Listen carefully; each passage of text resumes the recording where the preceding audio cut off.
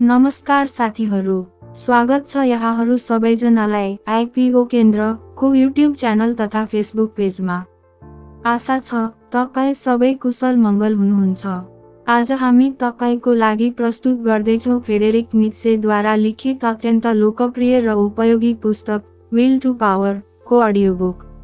यस भिडियोमा कुनै पनि प्रकारको दृश्य सामग्री समावेश नगरिएको हुँदा तपाईलाई स्क्रिनमा आँखा गाडेर बस्नुपर्ने छैन।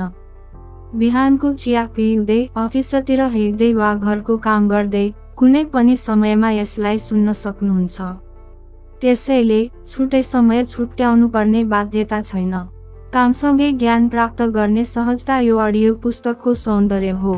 अब आफ्नो दैनिकीलाई निरन्तरता दिँदै अडियो पुस्तक सुन्नुहोस् र ज्ञानको संसारले दिन सक्ने असली शक्तिलाई आत्मसात गर्न तयार हुनुहोस्। शक्तिमाथिको अभिलाषा अर्थात् विल टु पावर पुस्तकले देखाउँछ कि कसरी यस जटिल संसारमा सफलताको परिभाषा प्राय नैतिकताले होइन, बरु अँध्यारो मनोविज्ञान र निर्मम कौशलताले लेखेको हुन्छ। के तपाईँ आफूभित्र लुकेको वास्तविक शक्ति चिन्दै यो कडा सत्यको सामना गर्न तयार हुनुहुन्छ? आउनुहोस् आफैलाई नजिकबाट चिन्ने प्रयास गरौँ। मित्रहरू, आउनुहोस् लागौँ पुस्तकको मुख्य विषयवस्तुतर्फ। संसारको रङ्गमञ्चमा जो सबैभन्दा माथि उक्लिएको छ, त्यो व्यक्ति प्राय सबैभन्दा पवित्र, सबैभन्दा इमान्दार वा सबैभन्दा असल मानिस हुन्छ। के तपाईँलाई पनि यस्तै लाग्छ? यदि यही सोच्दै हुनुहुन्छ भने एकछिन पर्खनुहोस्, किनभने तपाईँ सफल र सक्षम देखिएका मानिसको बारेमा आजसम्म जे सोच्दै आउनुभएको छ, त्यो सोच केही बेरमा परिवर्तन हुनेवाला छ। यो एक कठोर र तितो सत्य हो। त्यस्ता मान्छे सफल, असल र सक्षम हुँदै होइनन्, बरु ती मानिस सबैभन्दा चलाक, सबैभन्दा नियन्त्रित, सबैभन्दा धूर्त र धेरैजसो अवस्थामा सबैभन्दा निर्मम हुन्छन्। यो यथार्थलाई हाम्रो सामाजिक चेतनाले सरताका कारण स्वीकार गर्न मान्दैन, तर हाम्रो अन्तर्ज्ञानले हरेक पल यसलाई महसुस गरिरहेको हुन्छ। जीवनको यो अपरिष्कृत वास्तविकतामा नैतिकता अक्सर व्यावहारिक कौशल सामु घुँडा टेक्न बाध्य हुन्छ। यहाँ नैतिकता केवल देखाउने दाँत मात्रै हो। के तपाईँले पनि कहिले यस्तो अनुभव गर्नुभएको छ कि मानिसहरू सफलताको सिँढी उक्लदै जाँदा उनीहरूको मानवता, उनीहरूको दयालुपन, उनीहरूको सहानुभूति एक एक गरेर पछि छुट्दै जान्छन्? हिजो तपाईँको असफलतामा साथ दिने साथी आज तपाईँको असफलतामा एक चिसो र हिसाब किताबपूर्ण मुस्कानका साथ तपाईँलाई बेवास्ता गरेर अगाडि बढ्दैछ। हिजोसम्म विनम्रताको आलाप गाउने मान्छेहरू आज अरूको असफलतालाई सार्वजनिक रूपमा उत्सवको रूपमा मनाउँछन्, मानौ त्यो उनीहरूको आफ्नो सफलताको अनिवार्य हिस्सा हो। उनीहरू अरूको पीडालाई आफ्नो विजयको इन्धन ठान्छन्। सबैभन्दा पीडादायी कुरा के हो भने ती सफल तर निर्मम व्यक्तिहरूसँग तपाईँको नैतिक प्रश्नहरूको कुनै जवाफ हुँदैन।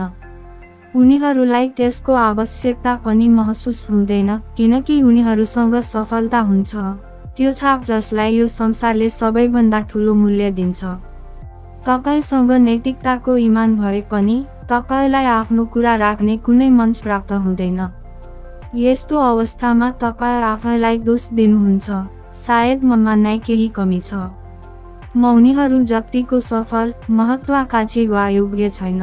होइन, कमी तपाईँमा छैन, कमी त यो व्यवस्थामा छ, त्यो खेलको अन्यायपूर्ण नियममा छ, जसलाई युगौँदेखि शक्तिशाली मानिसहरूले आफ्नो स्वार्थका लागि लेखेका हुन्।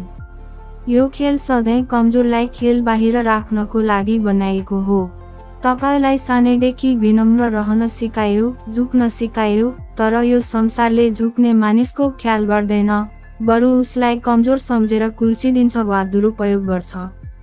तपाईँलाई कडा परिश्रम गर्न सिकायो, तर संसारले त्यसलाई मात्र ताली बजाउँछ जो आफ्नो ब्रान्डलाई, आफ्नो उपस्थितिलाई सबैभन्दा आकर्षक तरिकाले बेच्न माहिर हुन्छ। उसको वास्तविक सार खोक्रो होस्, त्यसले कसैलाई केही फरक पर्दैन। तपाईँलाई धैर्य राख्न सिकायो, तर संसारले ती मानिसहरूलाई याद राख्छ जो आवाज उठाउन, अरूलाई चुप लगाउन र आफ्नो उपस्थितिको आतंक फैलाउन जान्दछन्। यहाँ धैर्यता प्राय निष्क्रियता र अवसर गुमाउनुको अर्को नाम बन्न पुग्छ। त्यसैले अब यो आधारभूत प्रश्न तपाईको मनमा आँधीबेहरी जस्तै उठ्नुपर्छ, के यो संसार साँच्चै असल नियत, इमानदारी र सामाजिक आदर्शबाट चल्छ त, अथवा यो एउटा विशाल, जटिल र मुकुण्डो लगाएको सर्कस हो जहाँ सबैभन्दा डरलाग्दो, सबैभन्दा धूर्त जोकर नै सिंहासनमा विराजमान हुन्छ। यो सर्कस, यो भ्रम एउटा यस्तो सामाजिक सहमति हो जसले हामीलाई हाम्रो समाजका सबै सफल मानिसहरू स्वाभाविक रूपमा असल छन् भनी सोच्न बाध्य बनाउँछ। यो विडम्बनालाई बुझ्नको लागि हामीले समाजको सतह मुनि उत्रनुपर्छ, त्यो गहिरो, अँध्यारो खाडलमा जहाँ फ्रेडरिक नीत्सेले विल टु पावर, शक्तिमाथिको अभिलाषाको सिद्धान्त दिए, जहाँ निकोलो म्याकियावेलीले शासकलाई सिंहको बल र फ्याउरोको चलाकी राख्नुपर्ने आवश्यक रहेको बताए, जहाँ डार्क साइकोलोजी, अँध्यारो मनोविज्ञानका सिद्धान्तहरू लुकेका छन्। तपाईले यो गहिराईबाट बुझ्नुपर्छ कि सबैभन्दा खराब, सबैभन्दा निर्मम मानिसहरू प्राय सबैभन्दा माथि किन पुग्छन्। र यसभन्दा पनि महत्त्वपूर्ण, तपाईँ कसरी यो फोहोरी व्यवस्थाको कार्यप्रणाली बुझेर यसमा नफसिकन आफैलाई बचाउन सक्नुहुन्छ वा यसलाई आफ्नै शर्तमा पराजित गर्न सक्नुहुन्छ। यो जागरुक प्रतिरोधको समय हो। यो गहन विश्लेषणले तपाईलाई एक नयाँ दृष्टि र चेतना दिनेछ, तपाईको सुतेको साहसलाई जगाउनेछ, तपाईको आँखा खोलिदिनेछ र सायद तपाईलाई आफ्नै भित्र लुकेको त्यो अदम्य शक्तिसँग भेट गराउनेछ जसको बलमा तपाईँ जीवनको यस युद्धमा थप आत्मसम्मानका साथ अडिग रहन सक्नुहुन्छ। नीत्सेले जुन शक्तिमाथिको अभिलाषाको कुरा गरेका थिए त्यो केवल दार्शनिक विचार थिएन, त्यो मानव इतिहास, राजनीति र सत्ताको खेलको एउटा तितो चेतावनी थियो, जीवनको त्यो मूल उत्प्रेरक शक्तिको वर्णन जसले अस्तित्वलाई सङ्घर्ष र प्रभुत्वको रूपमा हेर्छ। यो सत्यलाई नजान्नुको मूल्य धेरै ठुलो, धेरै महँगो हुन्छ।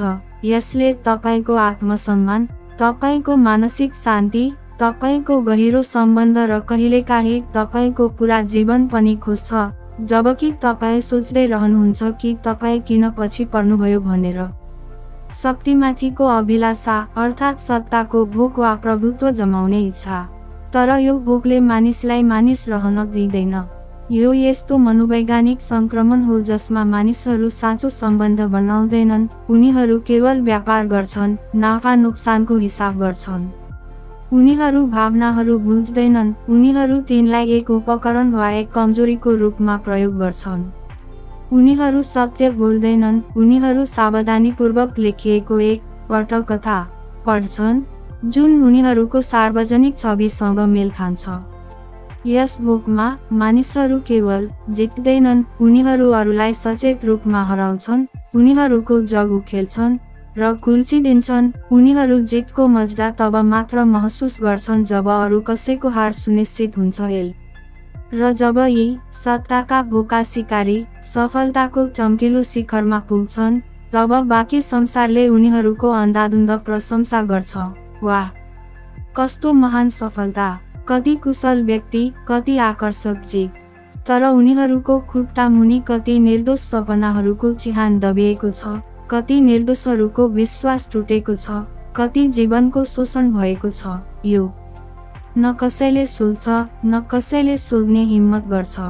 यो सफलता प्राय नैतिकताको भग्नावशेषमाथि खडा गरिएको एउटा फोहोर भवन हो जसलाई बाहिरबाट सुनका पत्थरहरूले सजाएको हुन्छ। वास्तविक प्रश्न यो हो, त्यसो भए यी सिकारी मानिसहरू कसरी सफल हुन्छन् जबकि हामी असल मानिसहरू सङ्घर्ष गरिरहन्छौँ? उत्तर सरल छ, तर पचाउन कठिन। उनीहरूले डार्क साइकोलोजीको भाषा सिकेका छन्। उनीहरूले जानेका छन् कि मानव मन कसरी काम गर्छ, त्यसका कमजोरीहरू कहाँ छन् र उनीहरूको कसरी शोषण गर्न सकिन्छ। उनीहरूसँग ती हतियार छन् जो कुनै पनि स्कुल वा विश्वविद्यालयको किताबमा पढाइँदैन, बरु ती जीवनका धूर्त अनुभवहरू, बेइमानीको कला र मानसिक नियन्त्रणको गहिरो बुझाइबाट आउँछन्। यो ज्ञानले नै उनीहरूलाई भिडबाट अलग बनाउँछ।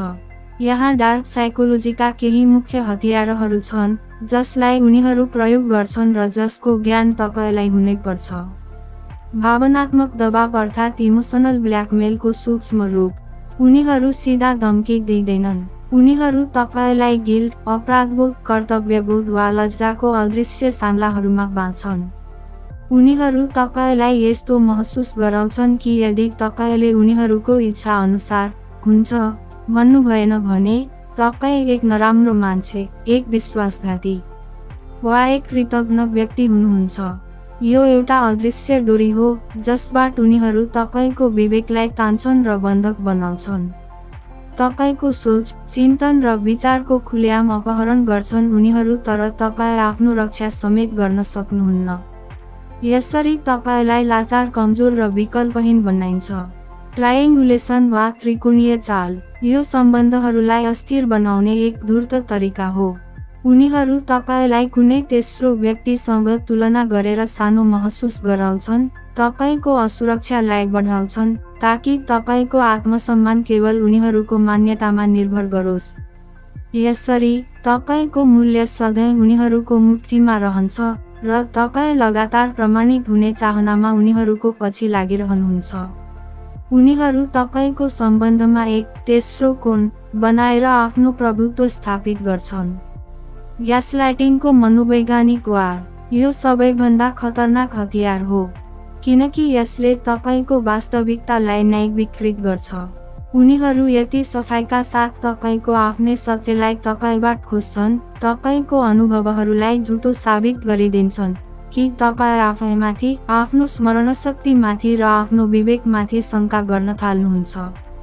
यो एक यस्तो मनोवैज्ञानिक हमला हो जसले तपाईलाई मानसिक रूपमा अस्थिर बनाउँछ, जसले गर्दा तपाई उनीहरूप्रति अझ बढी आश्रित हुनुहुन्छ। मौन शक्तिको खेल अर्थात् साइलेन्ट पावर प्ले। उनीहरू जानाजानी कुनै प्रतिक्रिया व्यक्त गर्दैनन्, तर उनीहरूको त्यो मौनता, बेवास्ता र अवांछित अज्ञानताले नै एक जबरजस्त प्रभुत्व प्रदर्शन गर्छ। चाहे त्यो बैठक होस्, व्यक्तिगत सम्बन्ध होस् वा कुनै छलफल, उनीहरूको मौनता पनि एक सुनियोजित रणनीति हुन्छ जसले तपाईलाई बेचैन बनाउँछ र अन्ततः तपाई त्यो मौनता भङ्ग गर्नका लागि उनीहरूलाई जानकारी दिन वा कुनै छुट प्रदान गर्न बाध्य हुनुहुन्छ। कृत्रिम आकर्षणको कला। उनीहरू कृत्रिम, बनावटी र देखावटी आकर्षणको निर्माण गर्छन् जुन जुनसुकै मञ्चमा पनि मानिसहरूलाई सम्मोहित गर्नका लागि विशेष रूपले डिजाइन गरिएको हुन्छ। यो एक सुन्दर आवरण, प्याकेजिङ हो जसको माध्यमबाट उनीहरू सजिलै मानिसहरूको ध्यान खिच्छन् र उनीहरूको विश्वास जित्छन्। किनकि मानिसहरू प्राय बाह्य आकर्षणले तत्कालै मोहित हुन्छन् र व्यक्तिको वास्तविक सार र नियत बुझ्ने प्रयास गर्दैनन्। नित्से यी सत्ताका खेलहरूको गहिराई र जटिलतासँग पूर्णतः परिचित थिए। उनी यो तथ्य राम्ररी जान्दथे कि यो संसार केवल उच्च आदर्श, मिठा उपदेश वा निष्ठापूर्ण पूजापाठले होइन, बरु शक्तिका कठोर र निर्दयी नियमहरूद्वारा सञ्चालित हुन्छ, जहाँ दुर्बलता, कमजोरीलाई कुनै पनि मूल्यमा क्षमा दिइँदैन। र यो वास्तविक शक्ति केवल शारीरिक बल वा वित्तीय सम्पत्तिबाट मात्र प्राप्त हुँदैन, यो त मानसिक चलाखी, भावनात्मक नियन्त्रण, जोडतोडको गहिरो बुझाइ र मनोवैज्ञानिक प्रभुत्व जमाउने क्षमताबाट प्रवाहित हुन्छ। जागृत योद्धाका 8 कठोर तर अपरिहार्य नियमहरू। अब त्यो क्षण आएको छ जब तपाईसँग पनि यस्तो मानसिक कवच र सामरिक हतियार होस् जसले तपाईलाई यस संसारको विषम परिस्थितिहरूमा अक्षुण्ण र सुरक्षित रहन सहयोग गरोस्। तर यो कुरा सदैव मनन गर्नुहोस्, यी अस्त्रहरू तपाईलाई दुष्ट बन्न वा अरूमाथि अन्याय गर्नका लागि दिएका होइनन्, बरु आफैलाई छेदविच्छेद हुनबाट जोगाउन, यस खेलका नियमहरूलाई गहिरो गरी बुझ्न र यो संसारमा पूर्णतः जागरुक भएर विजयी हुनका लागि प्रदान गरिएका हुन्। तपाईले यो प्रदूषित खेलको अंश नबनिकन यसको सञ्चालनलाई आफ्नै नियन्त्रणमा लिन सक्नुपर्छ। यही नै आत्मरक्षा र आत्मप्रभुत्व प्राप्त गर्ने एकमात्र मार्ग हो। यहाँ 8 कठोर तर आवश्यक नियमहरू छन् जसलाई एक जागृत योद्धाले आजबाटै अपनाएर आफ्नो दिनचर्यामा उतार्नुपर्छ। 1. हल्ला नगरी शासन गर्नुहोस्। जसको चाल सबैभन्दा ढिलो हुन्छ, जसको आवाज सबैभन्दा शान्त हुन्छ, त्यो नै सबैभन्दा गहिरो र अप्रत्याशित हुन्छ। तपाईँ जति बोल्नुहुन्छ त्यति खुल्नुहुन्छ, तपाईँ जति खुल्नुहुन्छ त्यति दुरुपयोग हुनुहुन्छ। आफ्नो रणनीति, आफ्नो लक्ष्य, आफ्नो अर्को कदम यी सबैलाई गुप्त राख्नुहोस्। मानिसहरूलाई नबताउनुहोस् कि तपाईँ के सोच्नुहुन्छ, के महसुस गर्नुहुन्छ वा कुन दिशामा बढ्दै हुनुहुन्छ। जे देखिन्छ त्यो निशाना बन्छ, जे लुकेको हुन्छ त्यो डर र रहस्य बन्छ।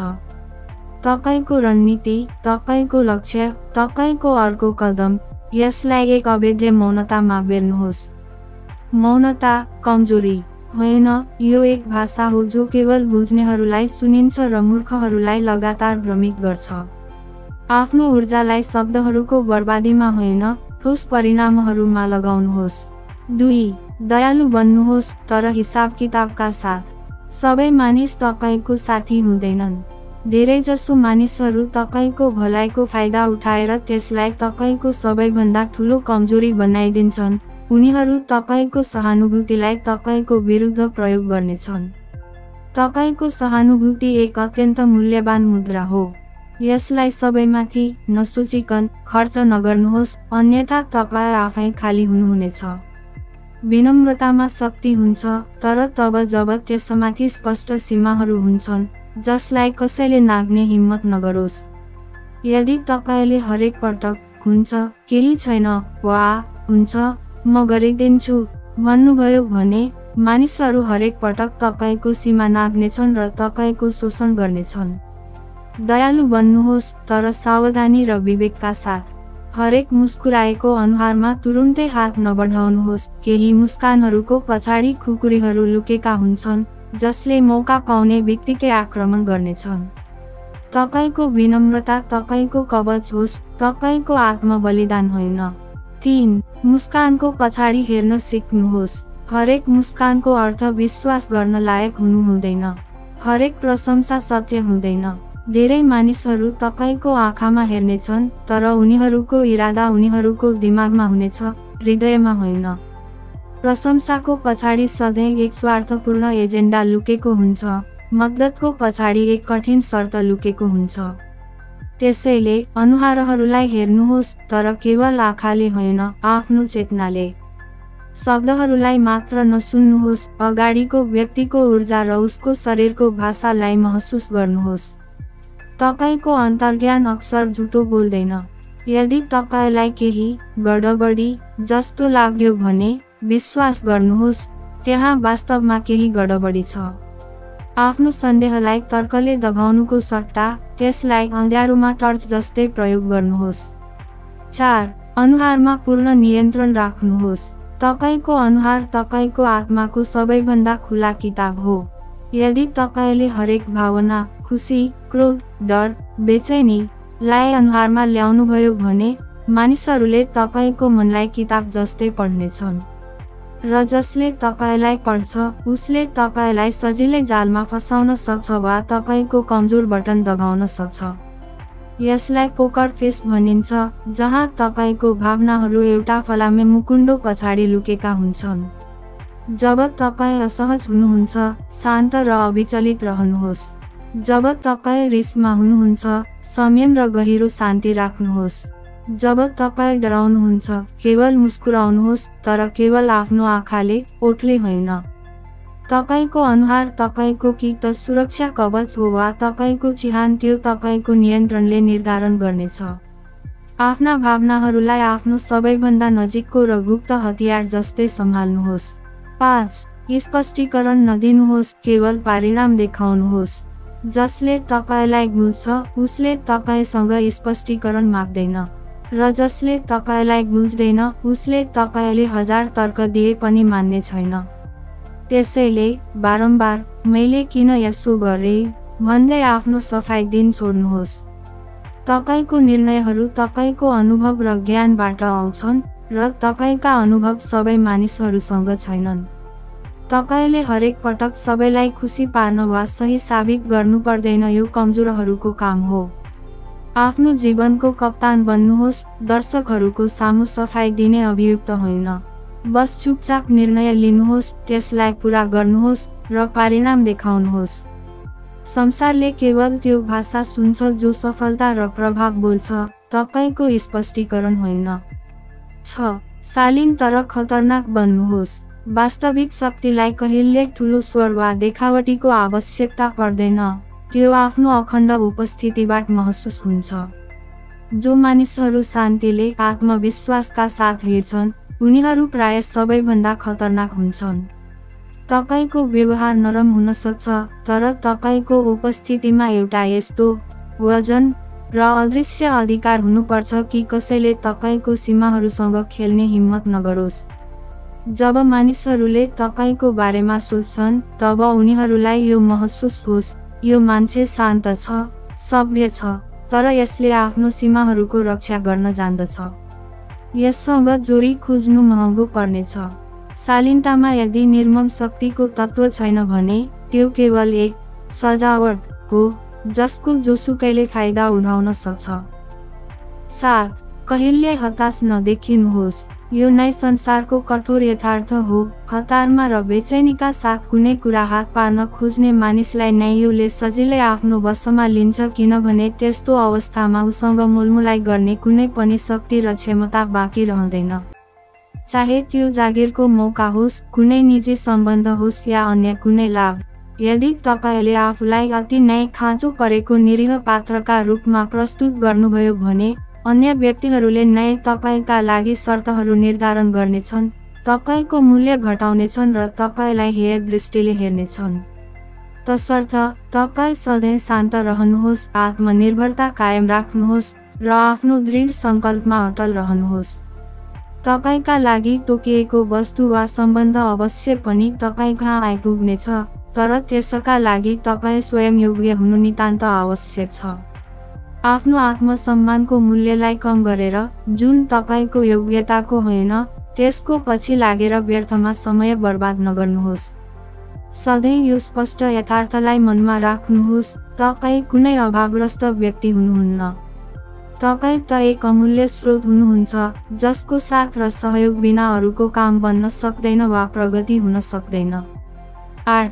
अराजकतामा शान्त रहनुहोस्। जब संसार जलिरहेको हुन्छ, जब सबैजना डराइरहेका हुन्छन्, तब जो व्यक्ति शान्त र स्थिर रहन्छ, त्यही नै राजा बन्छ, त्यही नै सबैको नेता बन्न पुग्छ।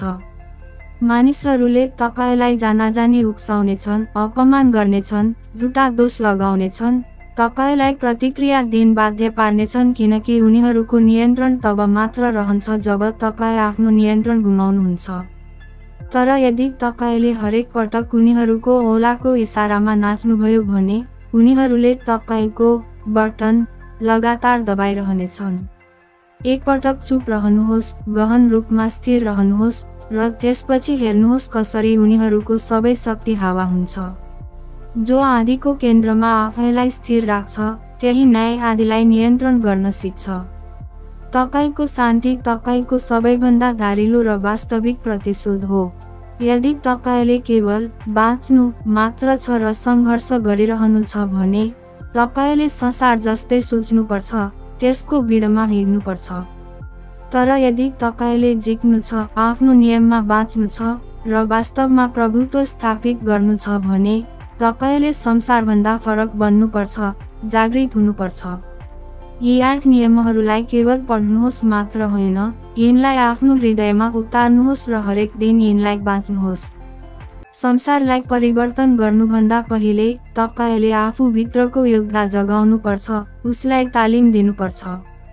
संसार एक सुन्दर ठाउँ हुन सक्थ्यो, तर अहिले यो एक भयङ्कर युद्ध मैदान परिणत भइसक्यो। यस युद्ध मैदानमा जो निर्दोष छन् उनीहरूलाई चोट लाग्छ, जो जागरुक छन् उनीहरू बच्छन् र जो जागिसकेका छन् उनीहरू खेलका नियमहरू बदल्छन् र अरूलाई सिकाउँछन्। नित्सेले आफ्नो अन्तिम आह्वानमा भनेका थिए, बिकम हु यु आर, अर्थात् तपाईँ जे हुनुहुन्छ त्यही बन्नुहोस्। यसको अर्थ हो कि तपाईभित्र एक आदिम शक्ति, एक क्षमता छ जो अहिलेसम्म सुतेको थियो, जसलाई तपाईले सामाजिक आदर्शहरूको मुनि दबाइदिनु भएको थियो। अब त्यसलाई जगाउनुहोस्, अब त्यसलाई सही दिशा दिनुहोस्। अब त्यो समय हो कि तपाईले आफ्नो पुरानो, कमजोर, असल मानिसको रूपलाई उतारिदिनुहोस्, जसले तपाईलाई कमजोर बनाउँथ्यो। अब त्यो जागृत योद्धा बन्नुहोस् जसले यो संसारलाई चुपचाप, शान्तिले र आफ्नो अखण्ड शर्तहरूमाथि विजय प्राप्त गर्छ। याद गर्नुहोस्, एउटा सर्प जसले आफ्नो काँचुली फेर्दैन त्यो मरिहाल्छ। अब आफूलाई परिवर्तन गर्ने र काँचुली फेर्ने समय आइसकेको छ। साथीहरू, आजको अडियो बुक तपाईलाई कस्तो लाग्यो? आफ्नो राय, सुझाव र सल्लाह हामीलाई कमेन्टमा अवश्य बताउनुहोस् र भन्नुहोस् कि तपाईँ अगाडिको भिडियोमा के हेर्न चाहनुहुन्छ। यदि तपाईलाई यो अडियो बुक मन पर्यो भने लाइक गर्नुहोस्, साथीहरूसँग सेयर गर्नुहोस् र आइपिओ केन्द्रलाई युट्युबमा सब्स्क्राइब तथा फेसबुकमा फलो गर्न नबिर्सनुहोस्। अर्को रोचक र ज्ञानवर्धक अडियो बुकमा फेरि हाम्रो भेट हुने नै छ। तबसम्म पढ्दै, सुन्दै र सोच्दै रहनुहोस्। सुन्नुभएकोमा तपाईलाई हृदयदेखि धन्यवाद।